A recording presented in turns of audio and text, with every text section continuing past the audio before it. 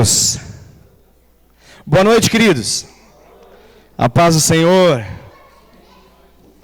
Louvado seja o nome do Senhor Jesus. Estamos mais uma vez aqui. Glória a Deus, glória a Deus. No nosso pós-encontro, nesse tempo depois que tivemos duas maravilhosas experiências há 3 finais de semana atrás com as mulheres, nesse último final de semana com os homens. Os frutos já são evidentes aqui. É tão gostoso, maravilhoso poder olhar para o lado e saber que tem pessoas que estão aqui conosco pela primeira vez ou algum tempo não estavam conosco e estão agora em função de tudo o que aconteceu nesses últimos dias. E eu tenho certeza que vai ser uma bênção, Citadel. Essa mensagem vai poder ser bênção para o seu coração, para a sua vida, em nome de Jesus. Glória a Deus por isso. Eu quero também aproveitar e agradecer todos aqueles amados irmãos que participaram trabalhando do Encontro com Deus. Encontro com Deus não seria a bênção e sucesso que foi sem esses amados, essas dezenas de irmãos que participaram, tanto das mulheres quanto dos homens.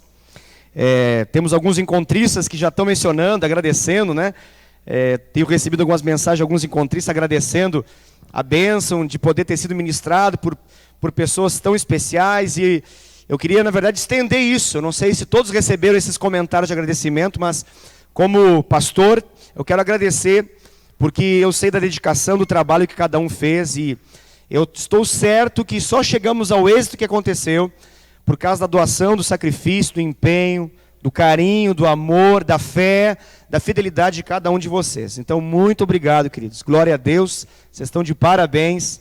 E os resultados são nossos, Os resultados são da igreja. Eu acho que esse domingo e aquele, 3 domingos atrás, foram evidências dos resultados, da alegria que a igreja vivencia quando volta-se do encontro. As bênçãos, testemunhos aqui na frente, são de fato dignos de aplauso. Então, eu quero honrar vocês e dizer que vocês estão de parabéns. Muitíssimo obrigado. Amém? É isso aí, Digão. Fez assim para mim, agradecendo lá de trás. Então, estou agradecendo ele também. Foi tudo muito bom. Obviamente, alguns errinhos, alguns ajustes sempre acontecem. A gente está aí para poder aperfeiçoar. A gente aprende com esses erros para que no próximo encontro a gente possa fazer ainda melhor. Obviamente, sempre vai ter. Mas de tudo que aconteceu, aquilo que precisava da parte de Deus acontecer, aconteceu. Vidas foram impactadas. Ao todo foram 107 pessoas, homens e mulheres, que passaram fazendo o encontro com Deus. Então, um número bem significativo, 107 pessoas impactadas. Pastor, todos são da nossa igreja? Não, nem todos são da nossa igreja. Mas uma boa parte deles são da nossa igreja. São pessoas que são membros das suas células, pessoas que foram nas suas células, pessoas que vieram aqui na igreja já uma vez, 2 vezes, ou mais até mesmo. São pessoas que com certeza foram muito impactadas por tudo que Deus fez. Eu estou muito feliz com tudo isso que Deus fez. Realmente foi uma bênção para mim poder ter participado na condição de ministrante, na condição de servo, de trabalhador, me deslocando entre as equipes, aprendendo com cada um de vocês. Foi muito bom. Eu estava agora mesmo compartilhando ali na rede, que eu creio que não é apenas bênção em termos de consolidação de frutos, mas é bênção em termos de despertamento da vida de Deus no meio da igreja. O encontro com Deus é uma ferramenta que Deus criou, não apenas para que pessoas possam ser libertas, curadas, batizadas com o Espírito Santo, possam ser consolidadas no meio do corpo de Cristo, mas também para que nós, trabalhadores que estão aqui, possamos ser avivados no trabalho, Ser avivados pelo poder de Deus, ser tocados pela glória de Deus na condição de dar. E aí, ao final, a gente vivencia o princípio bíblico, de que é melhor dar do que receber. Deixa eu fazer uma perguntinha simples. Você que passou trabalhando, você foi abençoado?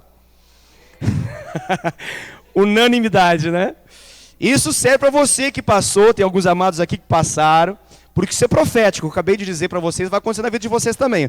Alguns aqui passaram nesse final de semana ou há 3 semanas atrás. E vai chegar a sua vez também de você trabalhar no encontro, você poder ministrar no encontro. Temos algumas experiências fantásticas de alguns amados irmãos que, pelo menos a informação que me passaram, no ano passado estavam passando pelo encontro e agora já estavam liderando grupos, já estavam liderando equipes, ministrando.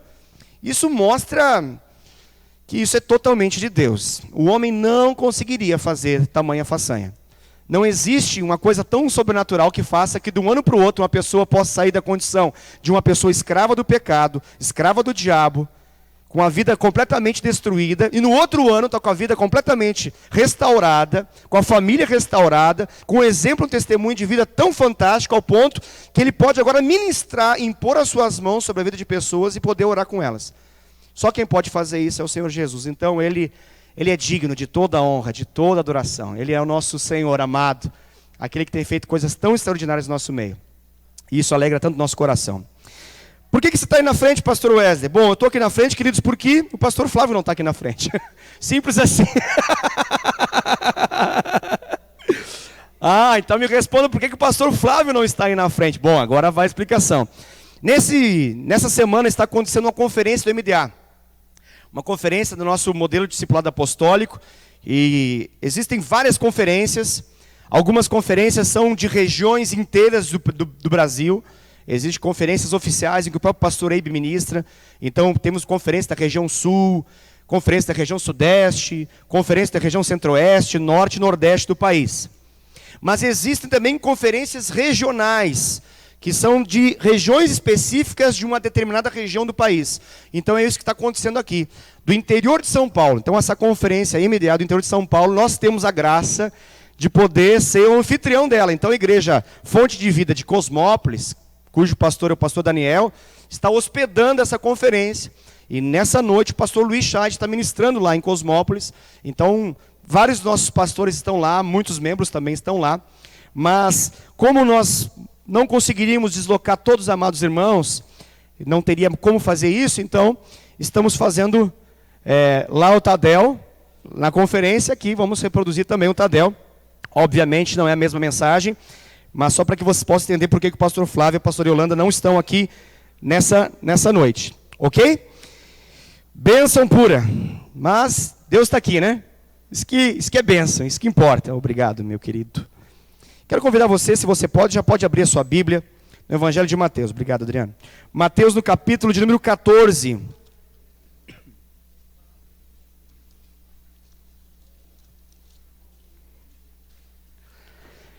Eu quero repartir ao coração de cada um de vocês uma mensagem, uma palavra que, nesse dia, Deus me fez recordar essa porção da palavra de Deus. E Ele me chamou a atenção para alguns segredos, para que nós possamos alimentar uma grande multidão. Por isso que o nome dessa mensagem é Segredos para Alimentar uma Grande Multidão. Eu estou falando de Mateus capítulo 14, do verso número 13 até o verso número 21. Eu quero repartir com vocês nessa noite pelo menos 4 segredos que nós conseguimos ver aqui no texto, que nos farão alimentar uma grande multidão, em nome de Jesus. Amém? Vamos lá então, Mateus capítulo 14, do verso número 13 até o versículo de número 21, a palavra do Senhor diz assim: Jesus, ouvindo isso, retirou-se dali num barco, para um lugar deserto, à parte. Sabendo as multidões, vieram da cidade seguindo-o por terra. Desembarcando, viu Jesus uma grande multidão.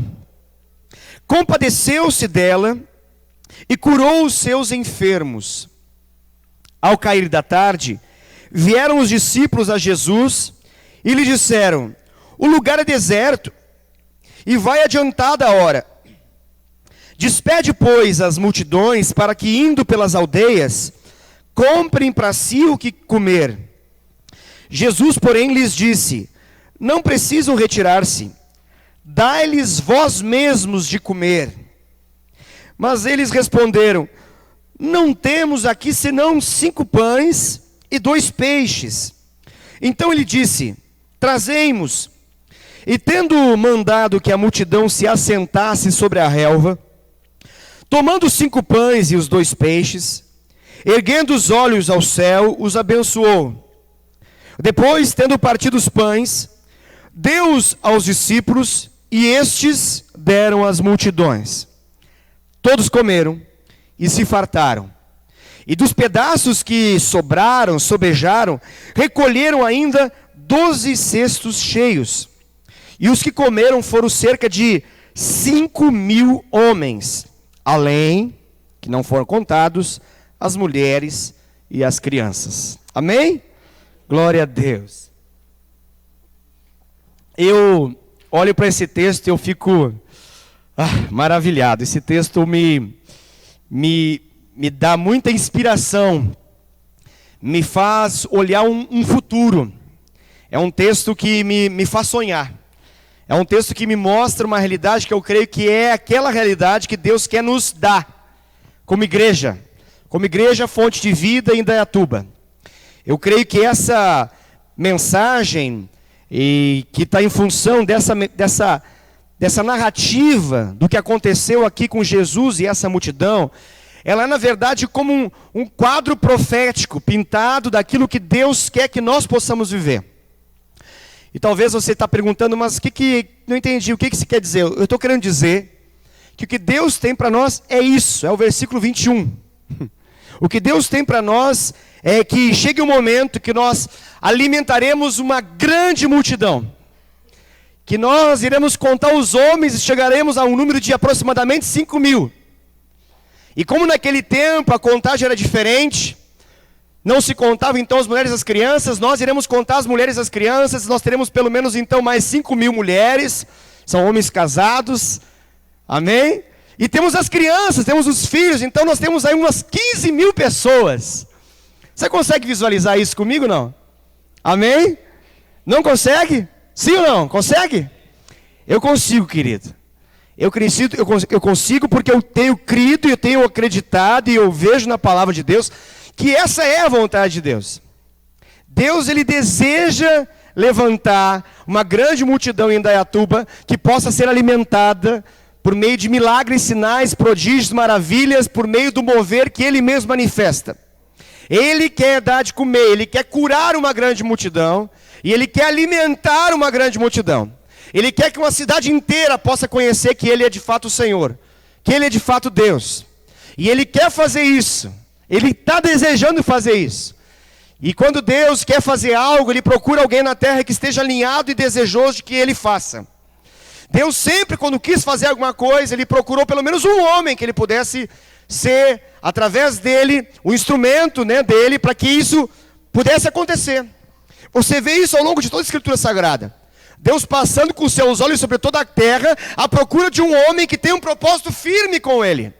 Que tem um desejo firme de que aquilo que Ele quer aconteça. O nosso problema, eu creio, querido, é que muitas vezes nossas orações, elas são fruto do nosso egoísmo. Muitas das nossas petições ao Senhor são frutos das nossas necessidades apenas a serem supridas. E não que não podemos orar por isso. O problema é quando o percentual disso ocupa muito da nossa oração. O nosso alvo é nós conhecermos a palavra de Deus para poder conhecer o próprio Deus. E ao conhecermos a palavra de Deus, conhecer o nosso Deus, entender aquilo que Ele gosta, aquilo que Ele quer, aquilo que Ele deseja manifestar. Para quê, pastor? Para que a gente possa então orar, clamar, pedir e se alinhar com aquilo que Ele quer manifestar. Você pode dizer amém para isso? Você entende isso que eu acabei de dizer? O que eu estou falando é que nós precisamos de alinhamento. Antes de um avivamento, sempre vem um alinhamento.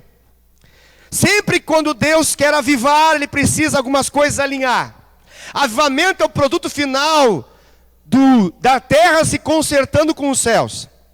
Avivamento é o produto, é a resposta, é o resultado de um povo que quer tanto Deus, que Ele resolve vir, descer e mostrar do jeito que Ele é, como Ele é. Avivamento não é produto da emoção, avivamento não é o produto de uma fantasia, não é simplesmente um povo alegre, um povo que dá grito, soco no ar, pontapé e fica com cara de feliz. Não, avivamento é um povo alinhado com Deus. Sempre que você vai estudar os avivamentos, você vai ver que o avivamento marcou uma região. Mudou a cultura. Mudou todas as esferas daquela cultura. Por quê? Porque houve um alinhamento. E a resposta e o resultado foi a glória de Deus. Invadindo uma região, invadindo um lugar, invadindo uma cidade.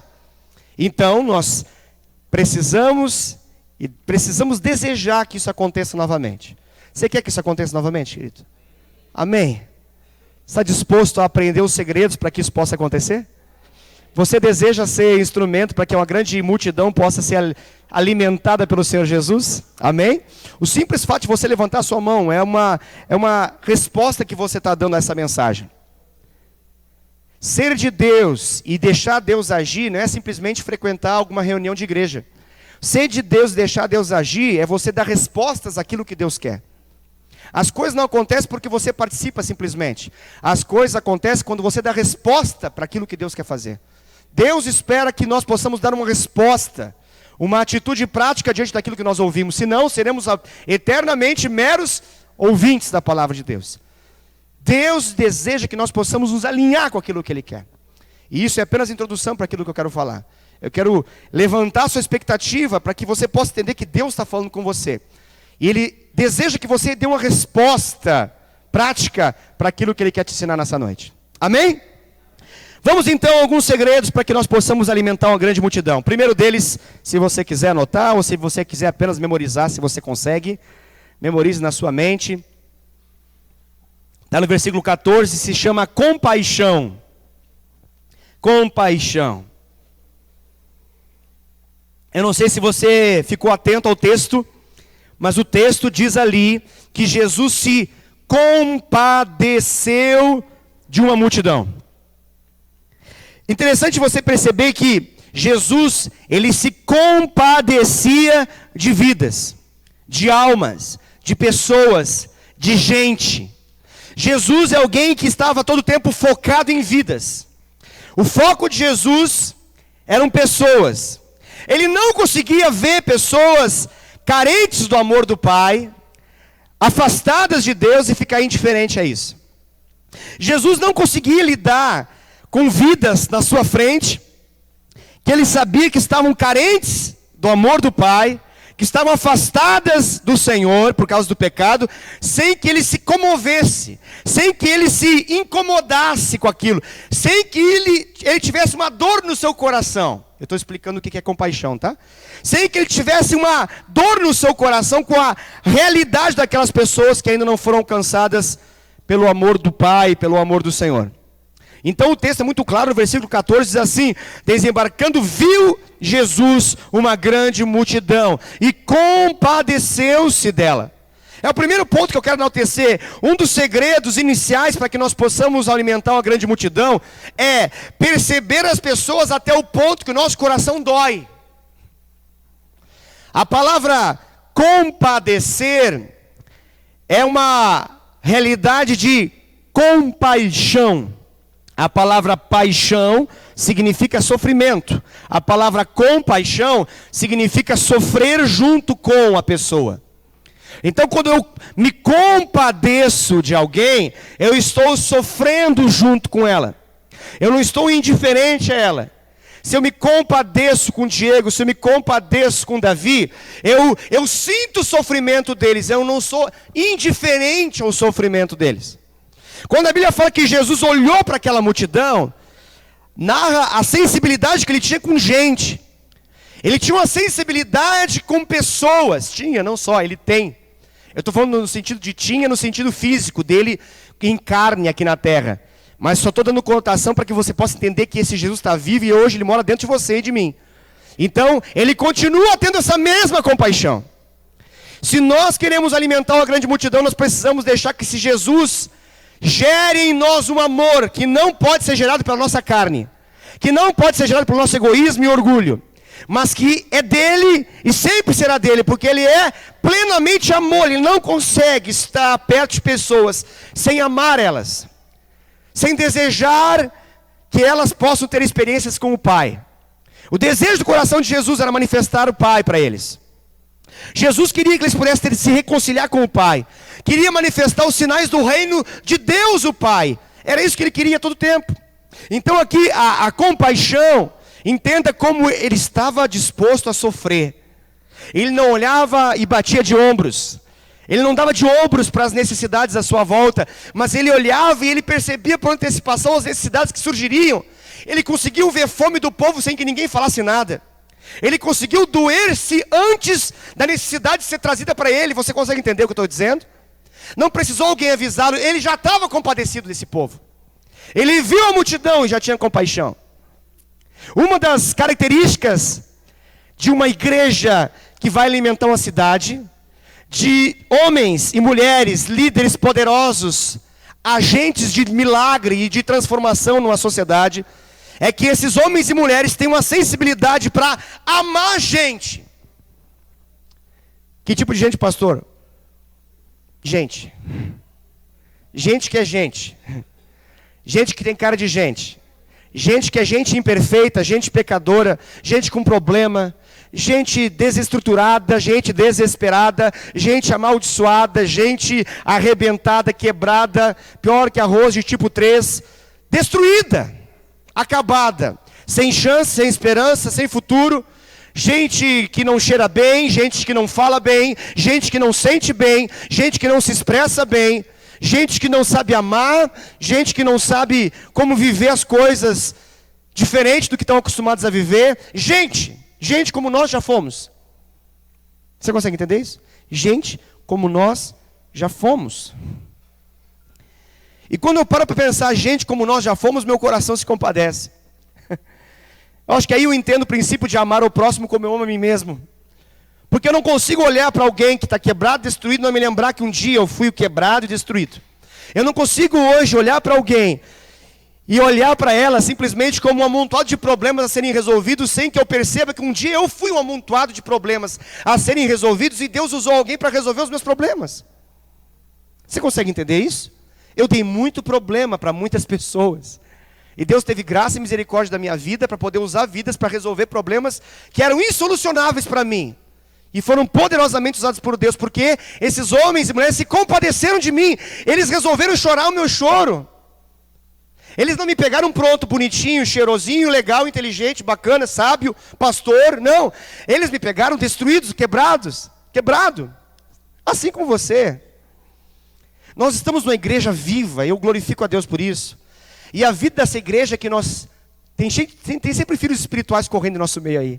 É tão gostoso a realidade de uma casa onde tem filhos, né, que correm lá para o outro. Traz vida à casa.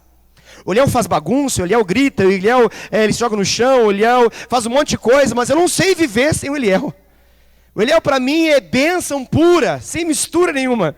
É totalmente bênção, porque ele traz vida, ele traz um fôlego, uma alegria na casa. Há uma dinâmica completamente diferente na minha casa por causa da vida do meu filho. Chama-se Eliel. Essa igreja só tem uma dinâmica diferente por causa que existe vida de Deus suficiente para poder trazer vidas a cada culto, vidas de existência. Elas vêm arruinadas, elas vêm cheias de problemas. A gente está toda semana resolvendo o problema de muitas pessoas que a gente nem imaginava que existiam antes. Nem os problemas e nem as pessoas. A gente sabia que existiam. Mas Deus está gerando filhos, querido. Isso é magnífico. Isso é demonstração de vida. A pior desgraça na terra é uma igreja certinha, em que o órgão toca bonito. E nunca é mexido. Todo mundo sabe a hora de levantar as mãos, quando levanta ou quando se ajoelha. É péssimo isso. É péssimo. Não tem barulho de criança, não tem gente batendo a cabeça no vidro, que nem acabou de acontecer, não tem isso. Ah, mas dói, pastor, de ver, mas é o crescimento, faz parte. A gente aprende assim. É ou não é? É assim. Dói de ver. Mas é bom, a gente tem que se doer mesmo. Eu percebi ali, aconteceu, todo mundo... Ai, tadinha, ai. O Gé já foi lá, pegou ela. É isso. É amor, dói na gente. Puxa. Não dói só na criança, é filho. Essa é a realidade de filho espiritual. A gente está envolvido nesse processo até o tutano do osso, não tem como sair dele mais. Graças a Deus que não tem como sair dele mais. Ah, pastor, mas dá trabalho? Glória a Deus que dá trabalho. Que vida chata seria se nós estivéssemos na frente da televisão vendo o jogo do Inter. Chato, né? Sem graça. Quando está por cima é legal de ver, mas depois que toma 5-0 fica chato demais. É mais emocionante cuidar de vidas, querido. Dá trabalho, mas é mais gostoso. Primeiro segredo, compaixão. Compaixão. Deus precisa despertar em nosso meio ainda mais compaixão. Mais compaixão. A compaixão é um sinônimo de amor na Bíblia. A Bíblia fala que o amor não é fruto da nossa própria vontade, mas é fruto do Espírito em nossa vida. Primeiro ponto. Segundo ponto, a Bíblia fala que o amor é derramado em nós por obra única e exclusiva do Espírito Santo. Então, se eu estou falando isso e você pensa assim, puxa, mas eu não sei se eu amo tanto assim, pastor, o que eu faço? Ore ao Senhor, faça a oração que Ele quer que você faça, essa Ele vai atender plenamente. Essa é 100% atendida na hora. Tem umas que a gente pede assim, Deus me dá um carro, eu quero uma Lamborghini, isso aí demora muito para você conseguir. Porque está muito em função do nosso ego. Mas quando você fala assim, Deus, me faça amar os perdidos, me importar mais com os membros da minha célula, amar mais o meu discípulo, isso vem. Vem, não tem como não vir. Basta você começar a orar. Comece a orar para você ver se não vem. Você começa a sofrer. É um sinal de que você começou a amar. Amor se manifesta na medida que você começa a sofrer. Isso não é mera paixão. Lembra quando você era um adolescente, que você se apaixonava por 3 na mesma semana? Não lembra. Só ele. Graças a Deus. Tem uns casos assim, muito fora da curva. Mas no geral, a gente passou por umas fases assim que era incrível, lembra? Aí a gente descobriu que era mera paixão. Durava uma semana, 2, 3. Aí acontecia algumas coisas, mudava. Mas hoje você ama pessoas, hoje você ama. Você aprendeu a amar. E você descobriu que amor é se doar. E é se doer. O amor tudo dói. Porque ele tudo sofre. Tem como sofrer sem doer? Ai, que alegria, estou sofrendo. Dói sofrer. Se o amor tudo sofre, sofrer tem um preço, tem um custo a ser pago nisso. Amém. Primeiro segredo está compreendido muito bem. Segundo segredo para alimentar uma grande multidão. Está do versículo 14 até o versículo 16, tá? Vou chamar ela de atitude. Atitude. Do versículo 14 a 16, diz assim: desembarcando, viu Jesus uma grande multidão, compadeceu-se dela e curou os seus enfermos. Ao cair da tarde, vieram os discípulos a Jesus e lhe disseram: lugar deserto, e vai adiantada a hora. Despede, pois, as multidões para que, indo pelas aldeias, comprem para si o que comer. Jesus, porém, lhes disse: não precisam retirar-se, dai-lhes vós mesmos de comer. Do versículo 14 ao 16, nós vemos uma questão de atitude. Eu queria dizer desse modo, a compaixão, ela não é uma realidade apenas sentimental ou mental. A compaixão, ela precisa se manifestar de um modo prático. A cura das enfermidades aqui, para mim, é uma demonstração do amor e da compaixão tornado prático. A cura das enfermidades, a Bíblia fala que Jesus primeiro se compadeceu, e fruto da sua compaixão, ele foi e se moveu na direção da multidão e curou toda sorte de enfermidade.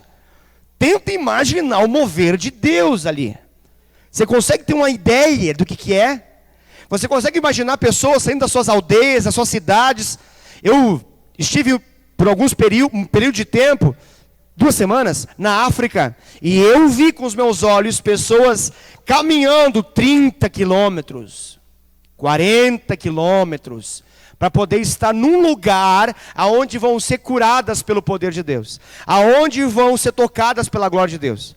É algo impressionante, simplesmente impressionante. Um poder de atração que tem o poder de Deus.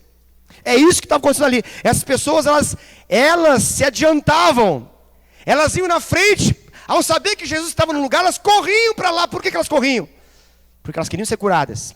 Jesus se compadecia delas, ele não era indiferente, e ele tornou sua compaixão em um ato prático, ele foi e curou elas. O que significa isso para você, pastor? Significa que ele se moveu na direção do sofrimento do outro. Ele não ficou esperando, ele tomou a frente. Você consegue entender a diferença?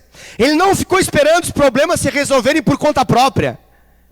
Tenta imaginar um líder passivo, que ouve os problemas e fica pensando: vai resolver, não vai acontecer nada, vai dar tudo certo, não deu certo, não chegou ao final ainda, então na hora que chegar ao final vai dar tudo certo, porque afinal de contas, tudo no final se resolve.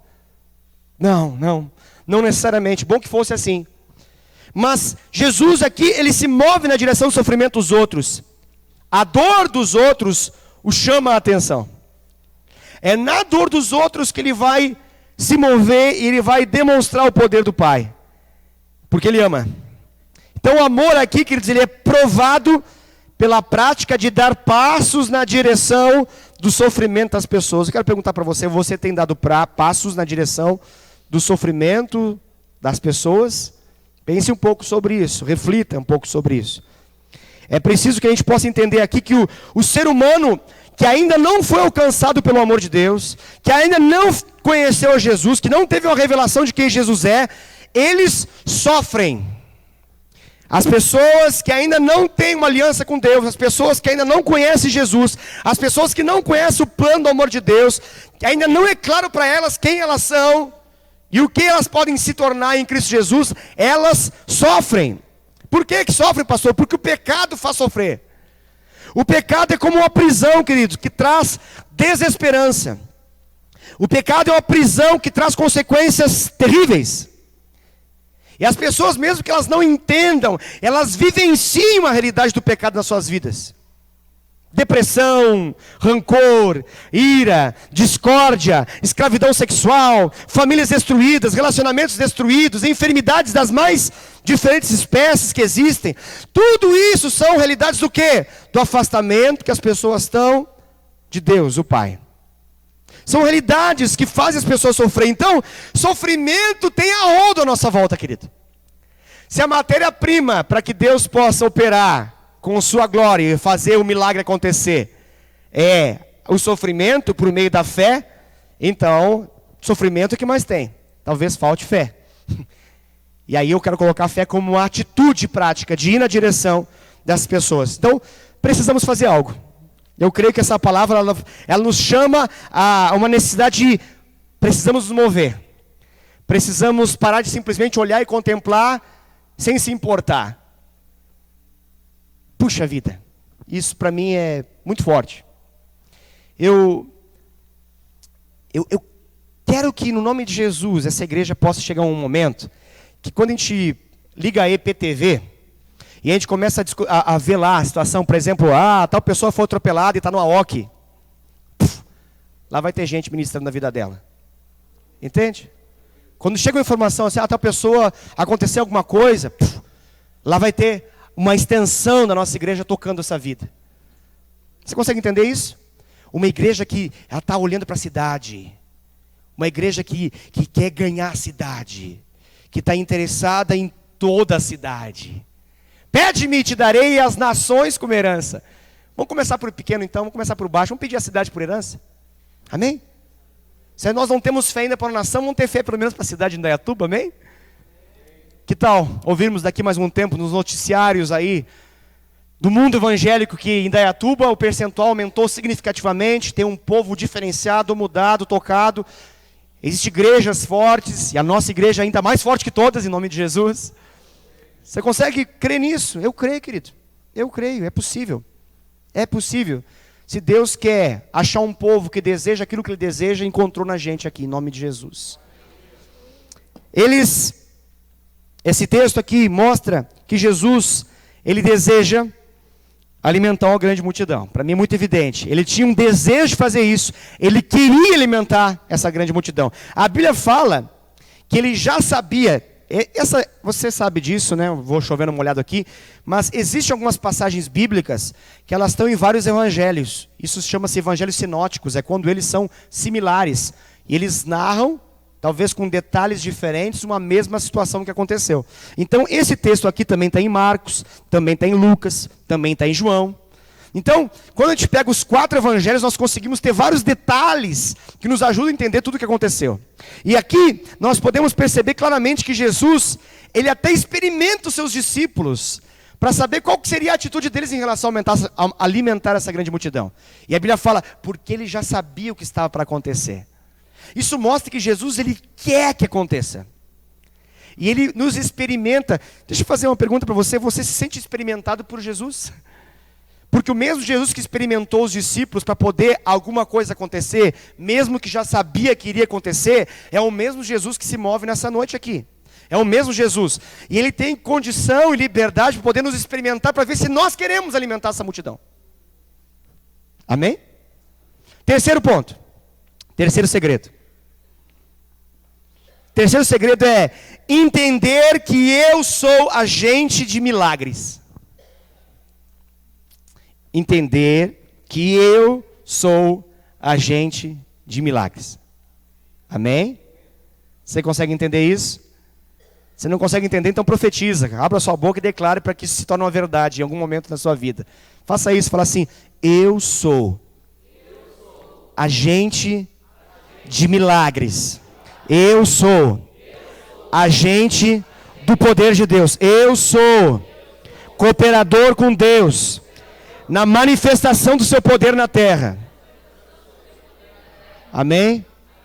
Creia nisso, querido. Creia nisso. Creia nisso. Em nome de Jesus. Esse texto para mim é muito interessante, porque ele mostra uma habilidade que nós, homens naturais, temos para fazer cálculos matemáticos e concluirmos que não vamos dar conta. É muito legal isso. Esse texto me mostra uma habilidade que nós temos, inerente a nós, faz parte da nossa natureza caída, da nossa realidade natural, uma habilidade que nós temos de rapidamente fazer cálculos para poder chegar à conclusão de que não vai dar. Como é que eu sei disso? Porque a Bíblia fala que a conclusão que eles tiveram é: Senhor, o terreno é deserto. Senhor, nós não temos como fazer nada. Senhor, mais ou menos eles disseram isso, que eles se virem por conta própria. Foi isso que eles falaram ali. A conclusão mais maravilhosa que esses homens conseguiram chegar é: vamos fazer o seguinte, vamos acabar antes, aí cada um vai e procura a lanchonete que quiser, vai no mercado que quiser, vai no lugar que quiser e come por conta própria. Só que o detalhe é que não tinha lanchonete, não tinha mercado, porque eles estavam numa região deserta. Então, eles pensaram: esse pepino a gente não consegue descascar, esse abacaxi é muito terrível. Eles que se virem. Olha que conclusão linda. Olha, eu consigo ver aqui um estilo de ser igreja. Não sei se você consegue ver isso também, mas para mim é muito claro aqui. Que é um modo de ser igreja. É um modo de ser igreja que a gente está jogando ele fora, assim, cada dia mais, cada dia mais. Nós não queremos esse modo de ser igreja. Mas é um modo de ser igreja que ainda existe em alguns lugares, infelizmente. Que é um modo mesquinho, um modo egoísta, um modo carnal de pensar no reino de Deus. É um modo de infeliz de pensar nas coisas de Deus. Que é fazer cálculos olhando no bolso que a gente tem, onde não tem nada. É esse modo de fazer igreja. Existe esse modo. É um modo em que a fé, ela está ligada ao que tem nos bolsos. E se não tem nada, o que se faz? Nada. Não faz nada. É o estilo, cada um por si e Deus dá conta de todos. É o estilo, as batatas, elas se alojam e se assentam conforme vai andando a carruagem. Mas ninguém chama para si a responsabilidade. Esse estilo de ser igreja é terrível. Absolutamente fadado ao fracasso.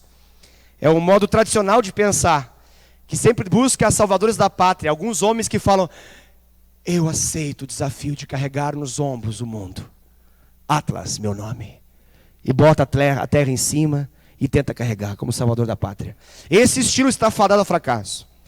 Eu glorifico a Deus pelos irmãos que vêm a cada Tadel. Eu glorifico mais a Deus porque hoje ainda tem mais irmãos que estão vindo no Tadel.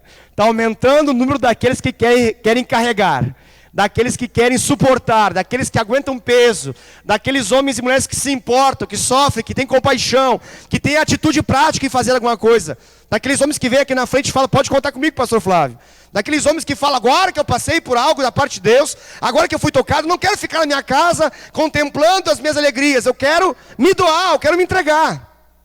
Glória a Deus por isso. Isso é uma atitude. É uma atitude que Deus espera de todos nós. Porque isso é fazer a vontade de Deus. Essa é a razão pela qual nós estamos vivos aqui na terra. Esse estilo está fadado ao fracasso. Mas Jesus, ele tem aqui um outro estilo. E eu consigo ver aqui nesse texto que ele chama discípulos a pensarem o que ele pensa. E a fazerem aquilo que ele quer fazer. Ele capacita discípulos com seu poder para que eles possam fazer aquilo que ele faz. Ele comissiona esses discípulos, dá uma comissão, ele dá uma vocação, ele direciona uma caminhada, porque ele entende que esses homens vão dar conta daquilo que ele quer que aconteça. E esses homens vão ser, como eu disse, agentes de milagres, cooperadores com Deus, auxiliares de Deus para que uma grande multidão seja alimentada. Ele vai fazer o milagre. Ele faz o milagre, cabe a ele fazer o milagre. Mas ele vai fazer o milagre na mesma medida que nós aceitamos o desafio de sermos usados por ele. Ele quer fazer o milagre, mas ele procura homens que tenham a coragem de não fazer cálculos naturais, matemáticos, mas fazer cálculos em função da fé.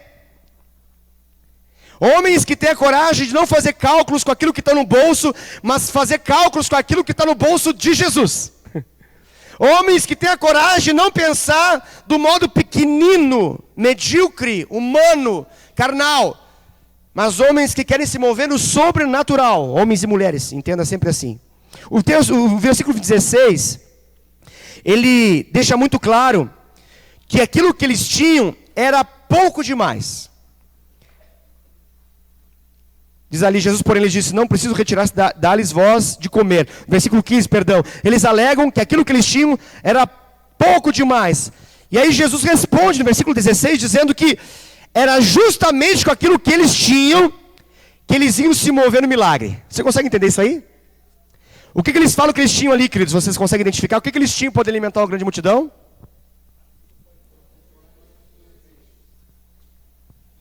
E quando eles falam, é isso que temos, Jesus fala que é por meio disso que ele vai alimentar uma grande multidão. A questão aqui, queridos, não é o pouco que eles têm, mas é onde está e nas mãos de quem está o que eles têm. Vou de novo, essa frase é importante. A questão na vida não é o quanto se tem, mas na mão de quem está. A questão na vida não é se tem muito ou se tem pouco, mas é na mão de quem está. Jesus, ele está deixando claro isso, quando ele fala, o que vocês têm? Eles falam, nós temos 5 pães e 2 peixes. Quando aquilo que nós temos, grave isso é muito importante, quando aquilo que nós temos, aquilo que está no momento em nossas mãos, é pouco, mas é repassado para as mãos de Jesus, aí, querido, isso será suficiente para poder alimentar uma grande multidão. Qual foi a resposta que Jesus falou para eles em relação ao versículo 17? Falou para eles assim, o que vocês têm é pouco, joga fora. Deixa eu fazer um negócio diferente aqui. Foi isso que Jesus falou? Não, joga fora 5 pães, 2 peixinhos, que eu vou fazer um abracadabra, pirilim pim pim, salamé minguê, e vai acontecer. Foi isso? Mas por que a gente às vezes acha que é assim? Uma das maiores desculpas que nós temos para não ser líder, não ser discipulador, não assumir aquilo que Deus quer de nós é pouco aquilo que eu tenho. Vou de novo. Uma das maiores desculpas é essa mentira, esse engodo de achar sempre que eu sou muito impróprio, eu sou muito incapacitado, eu tenho muito pouco para poder dar algo. E Jesus manda falar o que aqui no versículo 17? Traga para mim. Bota na minha mão. É isso que ele está falando. Coloca na minha mão. Nessa noite Jesus está dizendo novamente, traga a mim. Coloca na minha mão. Traga e coloque aqui na minha mão e confie em mim. E você vai ver o que eu vou fazer com aquilo que antes era seu, mas agora não é seu, agora é meu. Você vai ver que quando você confia em mim, o pouco que você tem na minha mão, vai ser o suficiente para poder alimentar um número de pessoas que você nem sabia que existia. Amém? Glória a Deus. Resumo dessa obra aqui, não faça cálculos baseados naquilo que você tem, mas calcule as coisas baseadas naquilo que está na mão de Jesus. Agora o problema é esse. O que está na mão de Jesus? Pensa aí. Se ainda não está na mão de Jesus, coloque nas mãos de Jesus hoje. Não faça cálculos baseados naquilo que está na sua mão, mas faça cálculos de fé baseados naquilo que já está na mão de Jesus. Esse é o segredo aqui, querido. Quando eu falo de entender que nós vamos ser agentes milagres, nós não vamos ser agentes milagres porque nós ouvimos alguém falar. Mas nós seremos agentes de milagres quando nós pegamos aquilo que temos, por mais que seja pouco, e colocamos: Jesus, está na tua mão. Vamos lá. Por isso que ele fala: tragam a mim. Você consegue entender? Não entenda só em questões financeiras, tá? Por favor, entenda em relação a tudo. Ah, pastor, mas o meu dom é pequeno, traga a mim. Ah, eu só fiz uma oração por alguém na vida, traga a mim. Ah, uma vez uma pessoa ficou, eu orei com ela para libertar, ela ficou assim meio, não sei nem se era endemoniada, eu não sei identificar, valeu, traga a mim. Aí uma vez eu orei para ser curada, a gripe saiu, mas eu não sei, será que eu posso ser usado por Deus para poder a cura acontecer? Traga a mim. Você consegue entender o que eu quero dizer? São 1000 desculpas que a gente às vezes dá para poder dizer que aquilo que Deus fez é pequeno demais, é pouco demais, é insuficiente demais, e nós nunca seremos aquele cara, aquele homem, aquela mulher de Deus, totalmente usado por Deus, que um dia nós até achávamos que pudéssemos ser, mas a gente fez algumas tentativas, e apareceu pequenininho demais, então a gente se contentou em dizer para Jesus: não vai dar. E ele fala o quê? Traga a mim. Está entendendo? Traga a mim. Eu bati na frente de uma casa e falei de Jesus: pastor, foi só uma vez, será que eu posso ser o evangelista? Traga a mim. Uma vez eu estava com um panfletinho, dei para uma pessoa, eu estava com assim, vontade de evangelizar e dei para ela: será que eu posso ser usado poderosamente nas mãos de Deus? Traga a mim.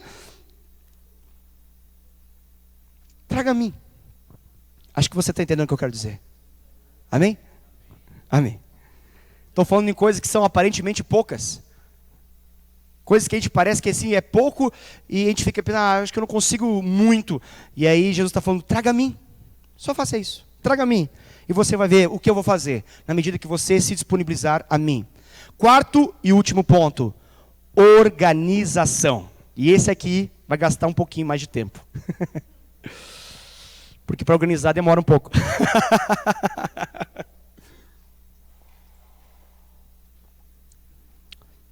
Nos outros evangelhos de Marcos, Lucas, João, essa experiência aqui da multiplicação, ela vai ganhar mais detalhes daquilo que nós temos aqui. E nós vamos entender que o milagre aqui, ele só aconteceu depois que a multidão estava organizada. Você consegue entender isso? O milagre, isso é muito importante você entender. O milagre, o avivamento, a explosão de uma multidão alimentada, só aconteceu depois que uma multidão foi organizada. Para mim isso aqui é uma chave, um segredo, uma senha, que faz entender algumas coisas que Deus quer em nosso meio. Na verdade, nos outros evangelhos nós vamos descobrir que, além dessa multidão se assentar, nos outros evangelhos fala que essa multidão deveria se assentar em grupos. Interessante isso, né?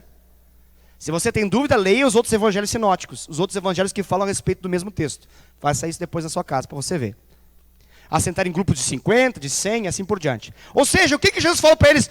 Organizem, porque eu vou manifestar algo. Vou falar profeticamente isso, tá? Igreja Fonte de Vida de Indaiatuba, se organize, porque eu quero manifestar algo. Assim diz o Senhor. Pastor, mas é tão importante esse negócio, pastor? E organização é uma coisa importante? Por quê? Porque se eles não se assentassem em grupos, o mover de Deus naquele lugar, ao invés de se tornar uma bênção, se tornaria num caos.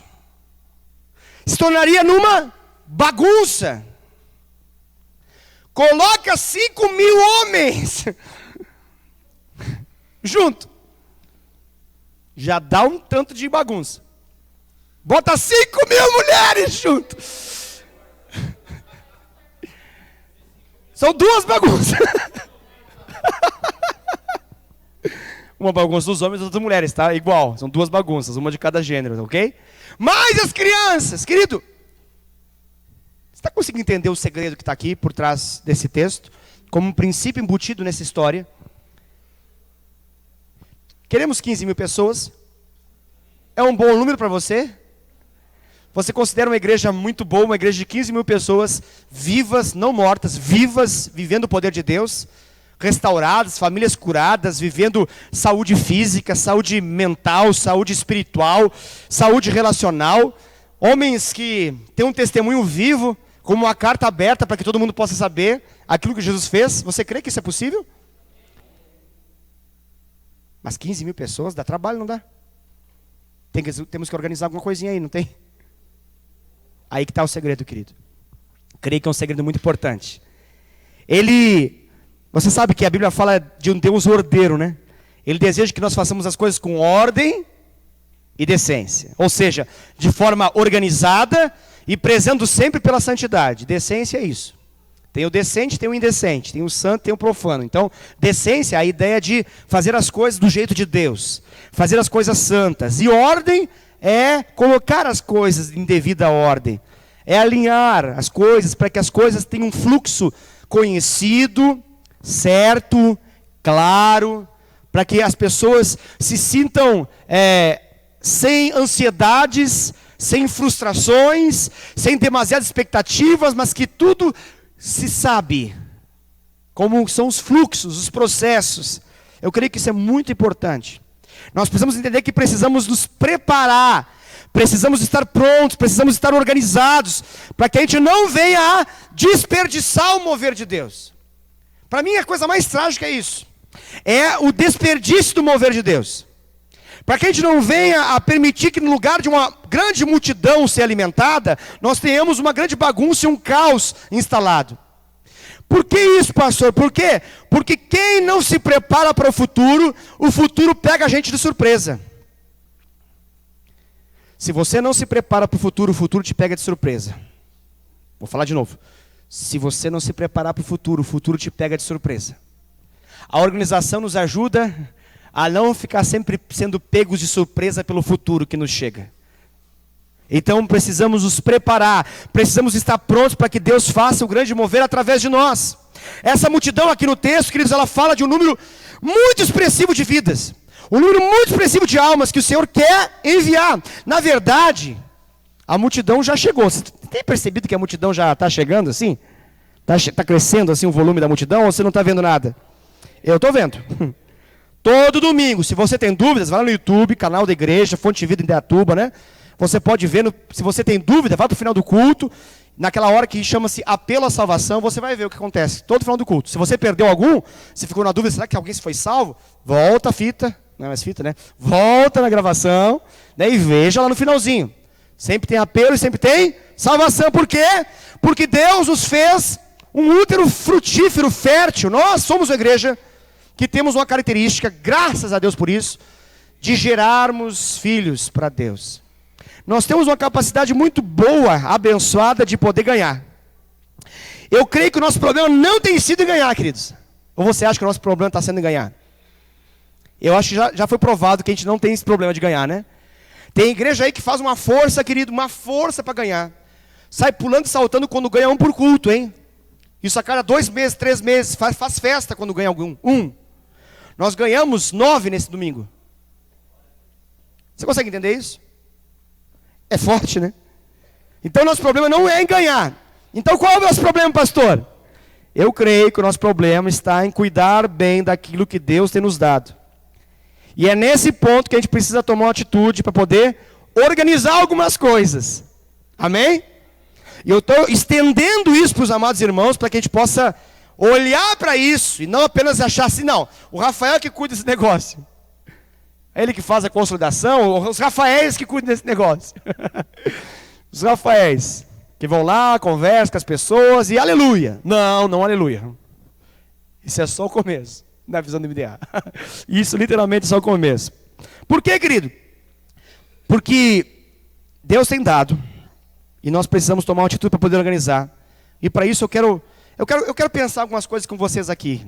Se você me permite pensar junto com você. Eu quero que você visualize, não estou aqui com o logo do MDA. Se o Adriano tiver o logo do MDA, pode colocar aquele logo que tem as informações dentro dos corações, tá? Se tiver, fácil, coloque. Se não, os amados irmãos sabem, podem olhar até nas camisetas. Temos aí camisetas bonitas da Rede Amarela, olha lá, ó. Haha, né? Você pode ver. Para que você de outra rede não fique ofendido, tem também da Verde lá, ó. Olha lá. E para você que não tem ainda na sua rede, vai ter daqui a pouquinho aqui, ó, na frente, tá?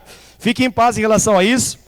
Mas eu quero ver algumas coisas elementares com vocês. Mas que eu creio que vão ser uma revelação para você nessa noite. Consegue para nós, Adriano? É fácil isso? Maravilha. Então, à medida que você conseguir, projeta para a gente poder explicar um pouquinho. Vamos analisar um pouco os corações da visão do MDA. Ok?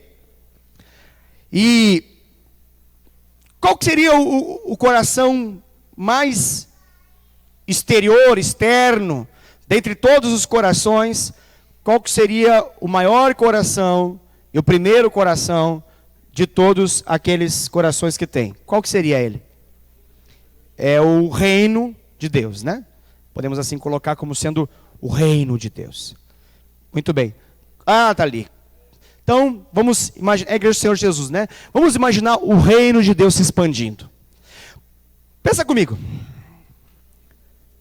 Vamos entender o reino de Deus como o reinar de Deus na terra. Tá? É o reino de Jesus na terra. Coisa linda, maravilhosa isso, né? A gente sabe quão bom é isso. Para que o reino de Deus aumente, o que precisa acontecer? Pessoas têm que ser salvas. Então, para que pessoas possam ser salvas, eu preciso ganhar pessoas para Jesus, amém? Eu preciso anunciar do plano da salvação, do plano do amor de Deus. Eu preciso falar de Jesus, eu preciso orar com as pessoas para que elas possam confessar Jesus nas suas vidas. Quando isso acontece, o coração vermelho, que é a igreja do Senhor Jesus, o que esse coração faz? Ele cresce. Lógico, né? Se o número de pessoas salvas aumentam, o reino de Deus na terra aumenta, e logicamente a igreja do Senhor Jesus na terra, ela aumenta. Se eu quiser aumentar a igreja do Senhor Jesus na terra, o que eu preciso fazer? Olha para o logo. Me explica. Eu preciso aumentar o quê? Eu preciso aumentar a igreja local. Essa igreja local, ela precisa ser grande o suficiente. Não pense igreja local como templo físico, ok? Não como tabernáculo, como lugar, como adoratório. Não. Pense a igreja viva, ok? Pense a igreja local como igreja Fonte de Vida de Indaiatuba, como uma igreja local, para que o reino de Deus toque em Indaiatuba, pessoas têm que ser salvas. Eu trabalho para aumentar o reino de Deus, aumentando a igreja de Jesus em Indaiatuba. Eu trabalho para aumentar a igreja de Jesus em Indaiatuba, aumentando a igreja local. Então você trabalha para essa igreja, amém? Amém, ponto. Se você trabalha para essa igreja, como é que você aumenta essa igreja, querido? Olha para o logo. Bingo! Vamos lá, vamos imaginar aqui. Se eu aumento o número de células na igreja Fonte de Vida de Indaiatuba, o que acontece com a igreja Fonte de Vida de Indaiatuba? Ela? É muito lógico isso, pastor. Uma criança consegue entender? É isso mesmo que eu quero que entenda. Lutero uma vez falou que se uma criança entender a pregação, alcançou o ápice da pregação. Amém? Então, para que a igreja local aumente, células precisam aumentar. Vamos pensar aqui. Pensa comigo, por favor. Se nós tivermos 20 células, pensa 20 células. Vamos pensar em somente uma célula se multiplicando 4 vezes, tá? 4 vezes. Eu tenho 20 células na igreja Fonte de Vida de Indaiatuba. Vou fazer uma multiplicação. Cada uma dessas células vai se multiplicar. Quantas células eu vou ter então? 40 células numa multiplicação. Aí agora tenho mais um alvo. Um alvo de multiplicação para cada uma dessas 40 células. Eu estou indo para a segunda multiplicação. Apenas uma segunda vez multiplicando. Se multiplicar mais uma vez as 40 células, quantas células eu vou ter? 80. Eram 20, agora estão 80 células. Se eu fizer uma terceira multiplicação, somente uma terceira multiplicação, se cada uma dessas células se multiplicar, o que vai acontecer? 160 células nós teremos. Vamos só pensar 4 multiplicações. Não vamos pensar muita coisa ainda agora, tá? Somente 4 multiplicações. Se a sua célula, a célula que você lidera, a célula que você é anfitrião, a célula que você é membro, se ela conseguir se multiplicar 4 vezes, ela está colaborando nesse processo, ok? Nós já temos 160 células, visualize isso. Se 160 células se multiplicam mais uma vez, quantas células nós vamos chegar agora? 320 células. Amém? É isso? Fiz cálculo errado? Eu sou teólogo, não sou matemático, perdão. Tá certo? 320? 320 células. Amém? Vamos pensar aqui, se cada uma das células tiver uma média de 10 pessoas, vamos pensar uma média alta, ok? 10 pessoas, se 10 pessoas participar de 320 células, em cada uma dessas células tiverem 10 pessoas, quantas pessoas vamos ter na igreja? 3.200 pessoas. É um número bom para você? O que aconteceu? Simplesmente, uma célula se multiplicou 4 vezes. Simplesmente, uma pessoa... Ele era membro, ele se tornou um líder, ele depois se transformou em um líder supervisor, ele se tornou então mais tarde um supervisor de um setor, e daqui a pouco, é um pastor. Mas era o irmãozinho, era pastor agora. Pastor Jefferson, olha que maravilha.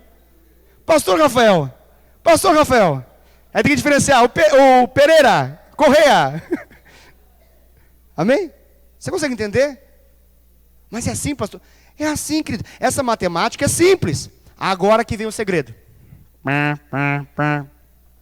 Olha para lá de novo. Olha bem atentamente, até você conseguir ver o que talvez você não viu ainda.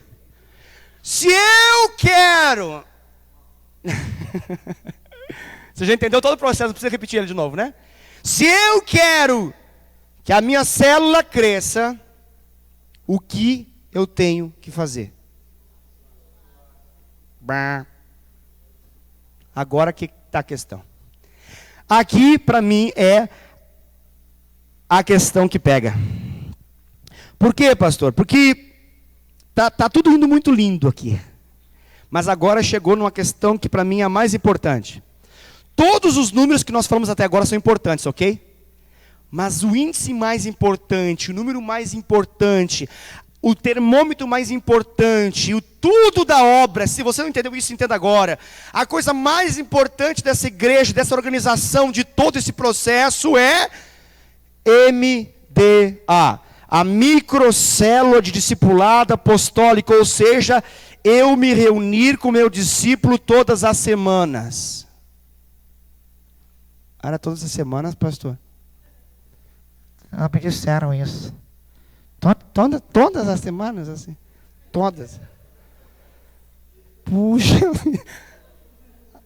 Entendi. Bom, eu estou aqui há 8 meses. De vez em quando, eu não sou mais investigativo. As coisas acabam vindo para mim mesmo que eu não investigue nada. Mas de vez em quando a gente conversa com algumas pessoas e a gente faz uma perguntinha meio simples assim. E aí, discipular, tá meio pronto assim. Algumas pessoas falam assim, é uma benção. Aí a gente fala, uma benção, bom, né? Tem se reunido? Já faz um tempo que a gente...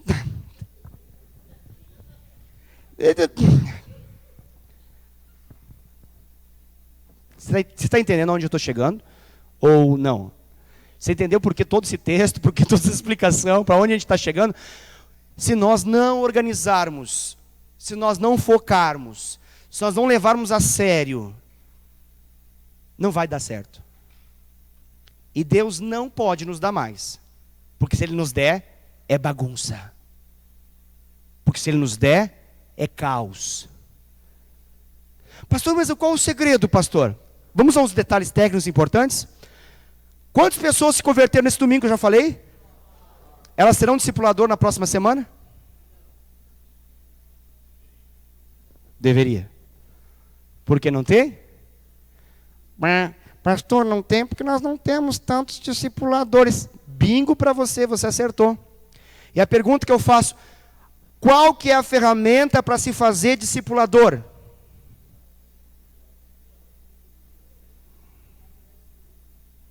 Está ali no meio ali.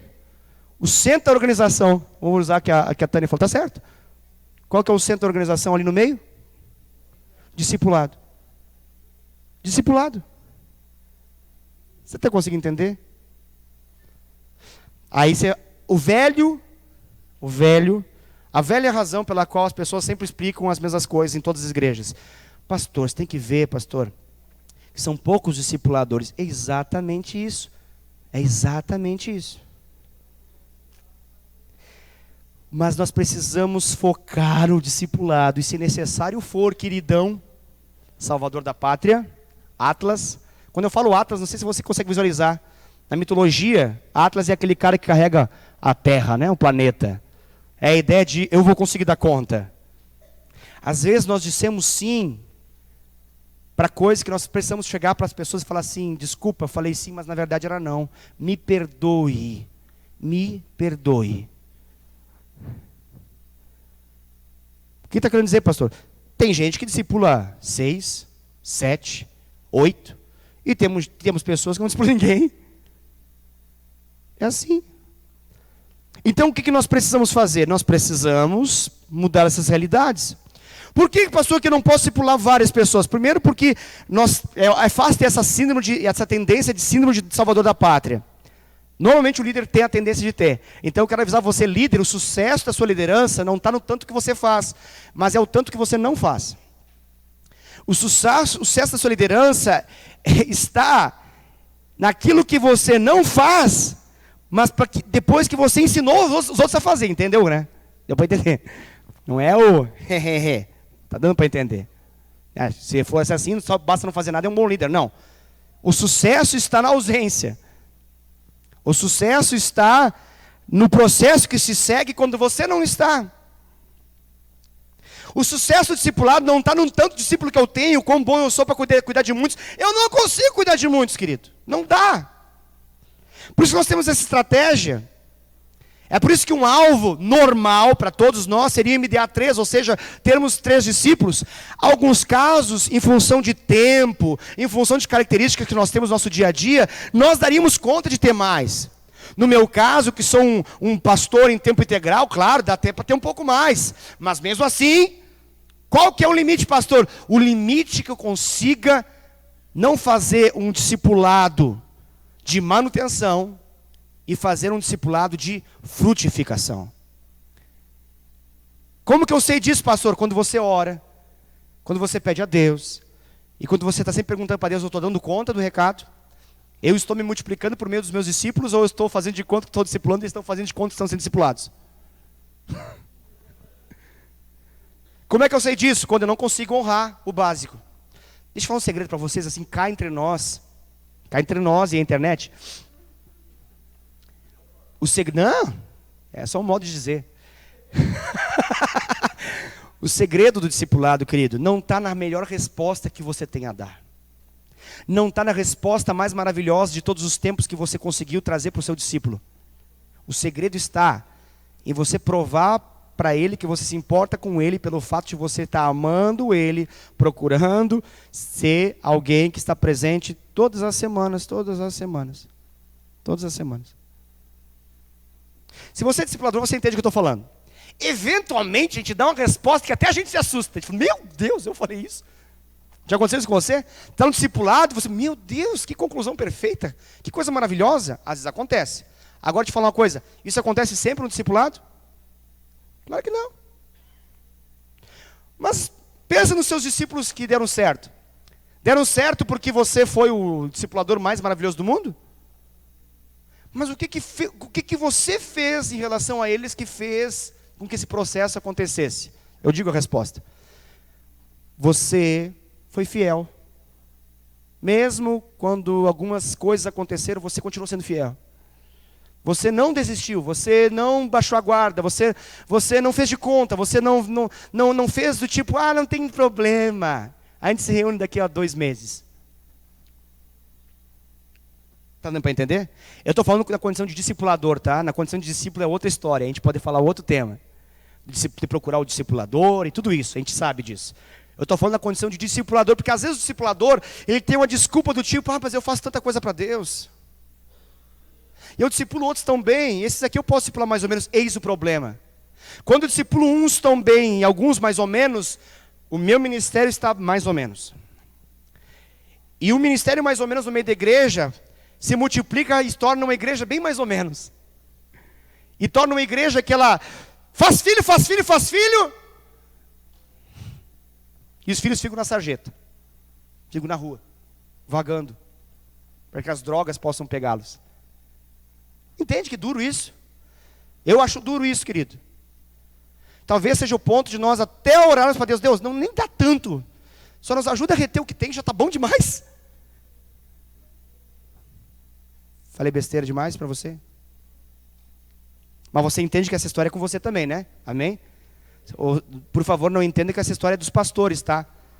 Pelo amor de Deus, não entenda assim, não, mas isso é coisa que vocês resolvem aí, vocês da frente. Não, é nossa. Como é que eu sei que é nossa e por que você acha que é nossa, pastor? Eu vou dizer, a gente deveria estar se agarrando aqui na frente para poder pegar esses troféus aqui que Deus salva todos os domingos.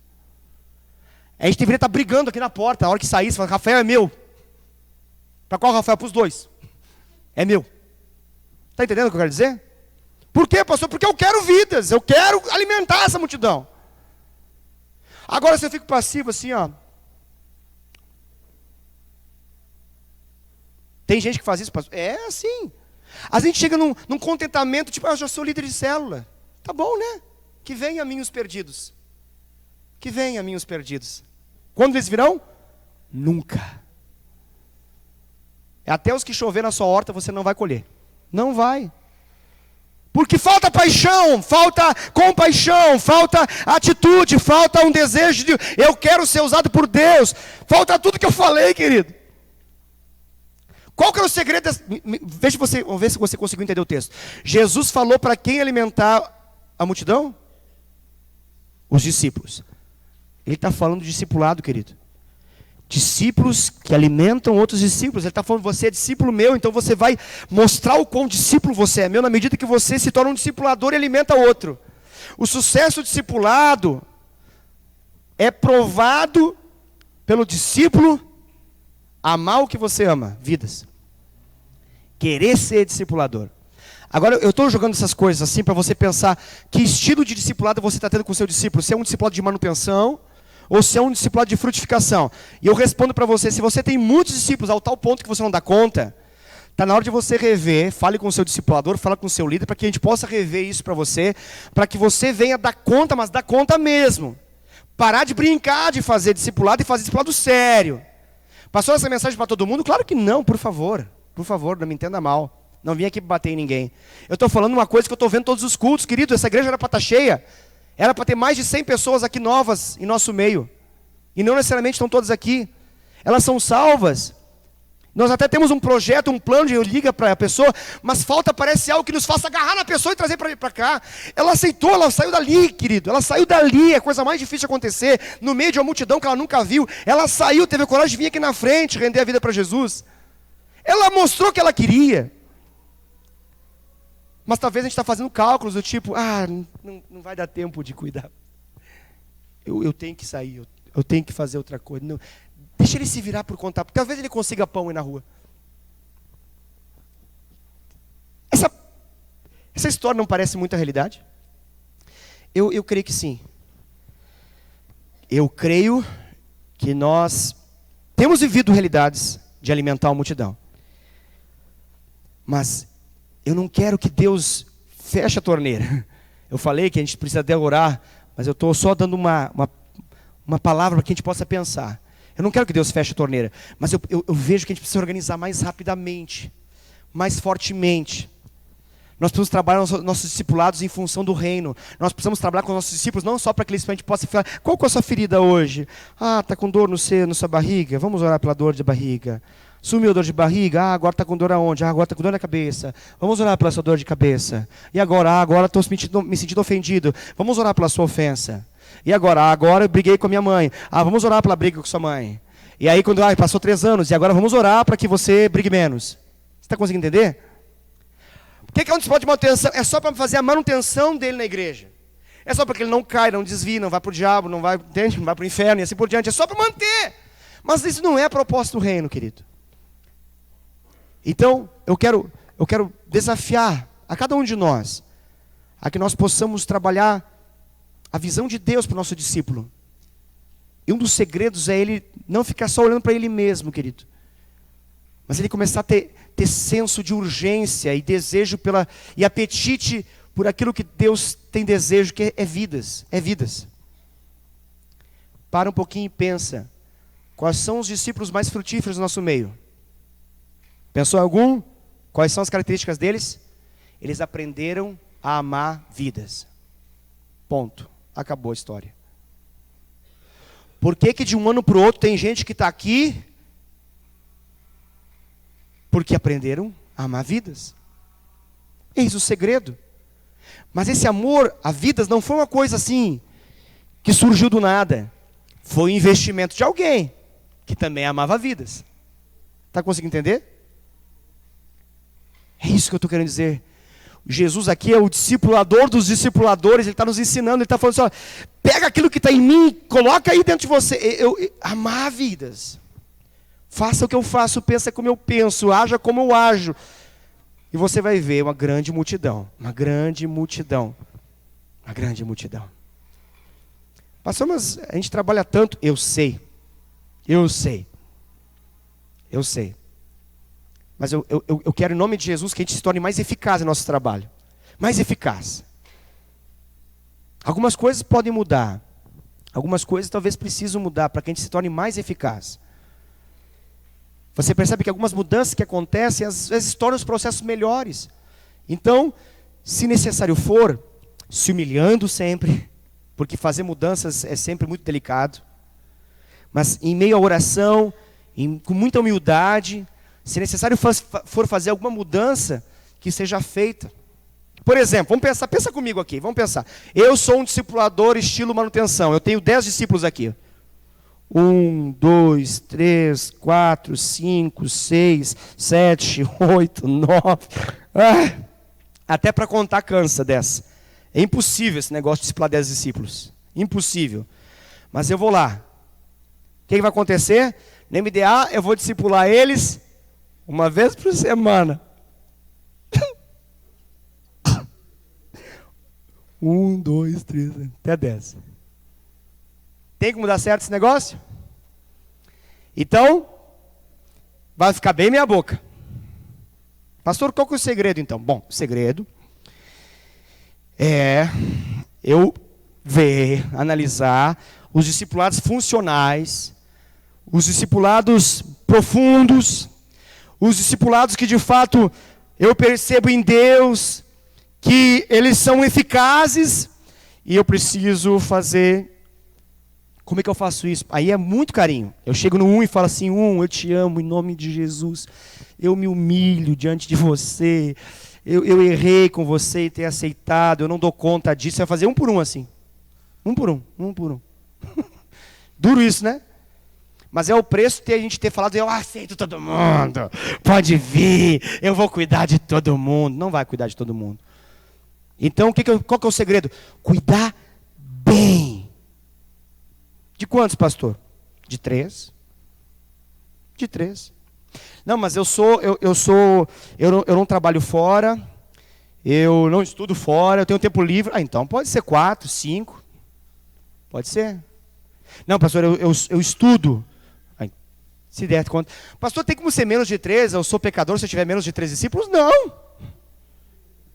Você vai só ser pecador se você não fizer discípulo. Porque a Bíblia fala, ide fazer discípulo. Se você não fizer, você está sendo alguém que está em pecado.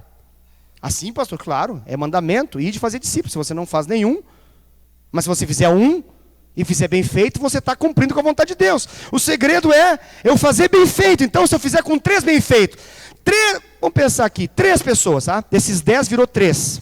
Eu consegui, ao longo de um tempo, com muito amor, com muito carinho, com muita humildade, com muito jeito, desses 10, reduziu para 3. E esses 3, agora, eles são bons discipuladores. Imagina, de 10 para 3, é uma audácia, né? Vamos imaginar que esses 3 agora, cada um desses 3 tenham 5 discípulos, vamos pensar assim. São bons discípulos esses. E vão ser bons discipuladores, tem 5 discípulos cada um, tem 5, 5, 5, tem 15 aqui na segunda geração. Eu tenho 3 na primeira, 15, mais 3 tem quanto? É muito melhor um discipulado de frutificação, querido. Você conseguiu entender por quê? Entre 10 meia boca e 18 abençoados, o que você prefere? Você está conseguindo entender a diferença? Mas como é que é esse abençoado, pastor? É um abençoado de eu me reunir e transmitir a vida de Deus em mim, ensinar todas as semanas. Quanto tempo para não ficar uma coisa extremada, pastor? 1 hora. 1 hora. Pastor, tem como fazer 1 hora? Tem que fazer dar. Mas se fizer mais, tem algum problema? Tem, querido. Vai ficar cansativo e você não vai dar conta de cumprir com as suas demais responsabilidades. Então faça em 1 hora. O segredo não é você resolver todos os problemas da vida em uma semana. Ó. O segredo está na persistência. Você não quebra uma pedra na primeira paulada que você dá nela. Uma pedra grande você dá... Já viu o cara marretando pedra?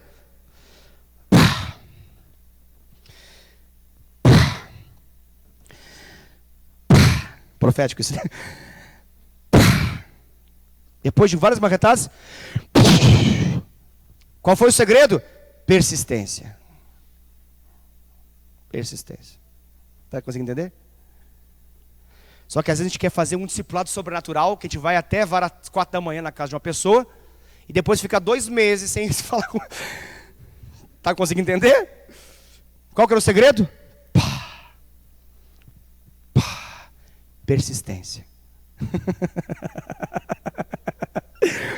Acho que tocou alguns pontos aí. Amém, queridos? Era isso que tinha a falar, pastor? É isso, queridos. É isso que eu consegui ver no texto. É isso que eu consegui entender da parte de Deus. Pelo amor de Deus, não me interprete mal com essa ministração. Por favor, por favor.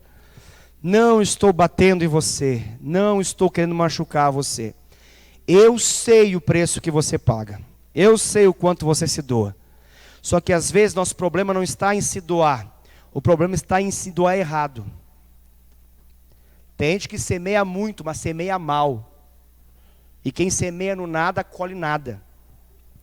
Tem lugar para se semear e jeito de se semear. A gente não semeia no asfalto, não vai dar. Está conseguindo entender?